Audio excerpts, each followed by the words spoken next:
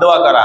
দেখেন, দুনিয়া এটা কামাই করা কঠিন। বলেন, দুনিয়া কামাই করা কি কঠিন? দুনিয়া কামাইয়ের নিয়ত করলে দুনিয়া কামাই করা যায় না, কামাই করার জন্য চেষ্টা সাধনা করতে হয়, ঠিক আছে না? কিন্তু পরকাল কামাইয়ের নিয়ত করলেই আমল নামায় নেকিতে ভরে যায়। সুবহানাল্লাহ বলেন না? কি কামাইয়ের বলেন? পরকাল কামাইয়ের নিয়ত করলে নিয়তে ফায়দা। বলেন, নিয়তে কি? নেকি। কিন্তু দুনিয়া কামাইয়ের নিয়ত করলে নেকি আসেনি? দুনিয়া কামাইয়ের নিয়ত করলেই দুনিয়া কামানো সম্ভব নাকি? না। কি করতে হবে? কষ্ট সাধনা করতে হবে। কিন্তু পরকাল কামাইয়ের জন্য শুধু আপনি একটা নিয়ত করছেন, নিয়তের দ্বারা আল্লাহ নেকি দিয়ে দিবে। সুবহানাল্লাহ। একজন আল্লাহর বান্দা সারা জীবন তার দিলের ভিতরে আকাঙ্ক্ষা, এই চাহিদা, আমি আল্লাহর ঘর জিয়ারত করবো, আমি হজ করব, হজ করব। সারা জীবন সে আল্লাহ তাআলার কাছে কাঁদছে আর বলছে, আল্লাহ আমি হজ করবো, আল্লাহ আমি বাইতুল্লাহ দেখতে চাই, রাসূলের রওজার সামনে দাঁড়াইতে চাই, কিন্তু তার কোনো তৌফিক নাই, মক্কা মদিনা যাওয়ার তৌফিক নাই। এই অবস্থায় সে হজ না করিয়ে মৃত্যুবরণ করছে, কবর জগতে চলে গেছে, কিন্তু তার নিয়ত পাক্কা। বলেন, নিয়ত কি? পাক্কা। এবং আল্লাহ তাআলার কাছে খুব ফরিয়াদ করছে, আল্লাহ আমি মক্কা মদিনা যেতে চাই, আপনি যাওয়াটাকে সহজ করে দেন। কিন্তু সে যেতে পারে নাই, মৃত্যু হয়ে গেছে। কিয়ামতের ময়দানে আল্লাহর বান্দা যখন উঠবে, আল্লাহ তাআলা তার হাতে আমলনামা দিবে। আমলনামা দেওয়ার পর সে আমলনামা হাতে নিবে। আমলনামা হাতে নিয়ে দেখবে এখানে কবুল হজের সওয়াব। সুবহানাল্লাহ বলেন না? কবুল হজের সওয়াব। এই ব্যক্তি দেখিয়ে বলবে, আল্লাহ মনে হয় আমলনামা ভুলে কারোটা আমার হাতে চলে আসছে। সুবহানাল্লাহ বলেন না? অন্য কার আমলনামা আমার হাতে ভুলে চলে আসছে। পরকালে ভুলের কোনো সম্ভাবনা আসেনি। আল্লাহ তাআলা বলেন, কিভাবে বুঝলে তুমি ভুলে এটা আইছে তোমার অন্যের আমলনামা?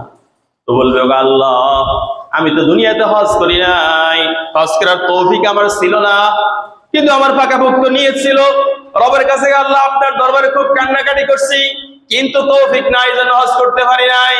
কিন্তু এখন আমলনামার মধ্যে দেখি কবুল হজের সওয়াব, আমি তো হজ করি নাই। আল্লাহ তাআলা বলবেন, বান্দা তুমি যে নিয়ত করছো হজ করার জন্য, আমার কাছে চেয়েছো, তোমাকে হজ না করাই, বাইতুল্লাহ না নিয়েই আমি তোর আমলনামায় কবুল হজের সওয়াব দিয়ে দিয়েছি। সুবহানাল্লাহ বলেন না? তাহলে কি বলছি বলেন? পরকাল কামানো সহজ না কঠিন? সহজ। বলেন, পরকাল কামানো সহজ না কঠিন?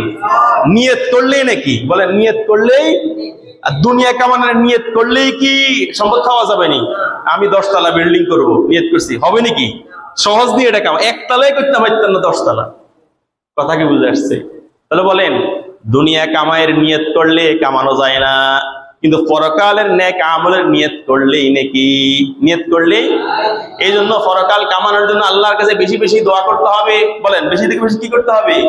বেশি থেকে বেশি আল্লাহর কাছে দোয়া করতে হবে, আল্লাহ পরকাল কামাইয়ের যত নেক আমল আছে সমস্ত আমল আমাকে করার তৌফিক দান করেন আল্লাহ, কোন আমল থেকে আল্লাহ আমাকে মাহরুম করিয়েন না।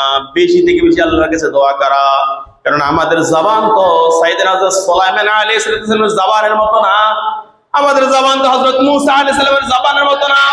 হযরত সুলাইমান আলাইহিস সালাম আল্লাহর কাছে দোয়া করছে, আল্লাহ আপনি আমাকে এমন বাদশাহী দান করেন, কিয়ামত পর্যন্ত কোন মানুষ যাতে এরকম বাদশাহী না করতে পারে।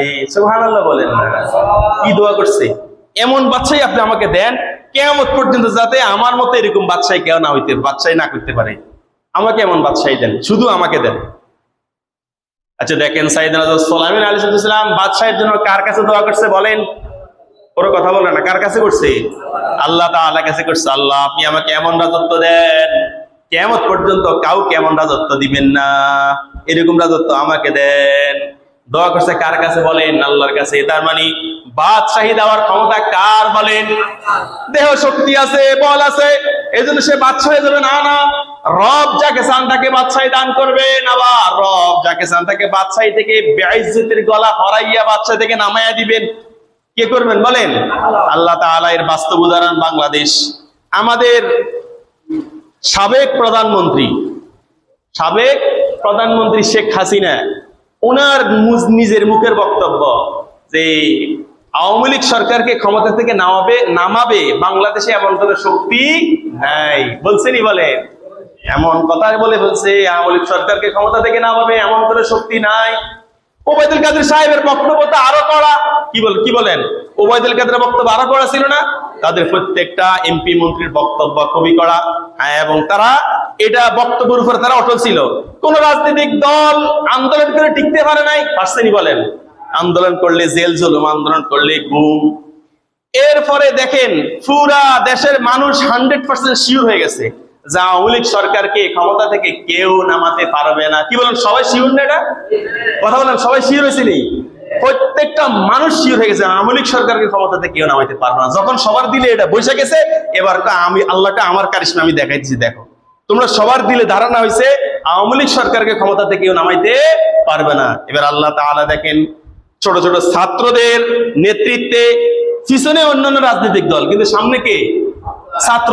তাদের নেতৃত্বে আল্লাহ তাআলা এরকম ক্ষমতা, সরকার মানে দেও দানবের শক্তি, এই ক্ষমতা আল্লাহ টেনে হিসড়ে পাকানো ভাত তরকারিও খাইতে দেন নাই। দিছেনি বলেন? নাই। বলেন যে রাষ্ট্র নিয়ে এত ক্ষমতা বাহাদুরি, সে রাষ্ট্র থাকতে পারেন নাই, এখন পালাতক এবং আসামি। এবং কি বলেন, ওই ছিল বাদশাহ, আসামি করছে কে? ওর কথা বলে না, কে করছেন? আল্লাহ যে পারেন, এর বাস্তব উদাহরণ বাংলাদেশ আল্লাহ দেখাই দিয়েছে। প্রত্যেকটা মানুষের দিলে কিন হয়ে গেছে শেখ হাসিনাকে কেউ ক্ষমতা থেকে নামাতে পারবে না। তখন আল্লাহ দেখাই দিয়েছে আমি পারি। আল্লাহ দেখাই দিয়েছে কি বলেন? আমি পারি। এখন যারা ক্ষমতা আছে, ভবিষ্যতে যারা ক্ষমতা আসবে, তারা যদি হাসিনা থেকে শিক্ষা না নেয়, তারাও যদি ক্ষমতা দেয় বলে আমরা মোড়া, আমাদেরকে কেউ ক্ষমতা থেকে নামাইতে পারবে না, যদি এরকম কাজ করে, তাহলে অতীত থেকে শিক্ষা না নেয়, তো তাদের উপরে বিপদ আসবেনি? কথা বলেন, আসবেনি? এই জন্য ক্ষমতা দেয় কে বলেন? আল্লাহ তাআলা। আবার সিনে নেয় কে? ক্ষমতা কার হাতে বলেন? আল্লাহ তাআলা। আল্লাহ এই কিন আমাদের ভিতরে ঢুকাইয়া দেন, সকলে বলি আমিন।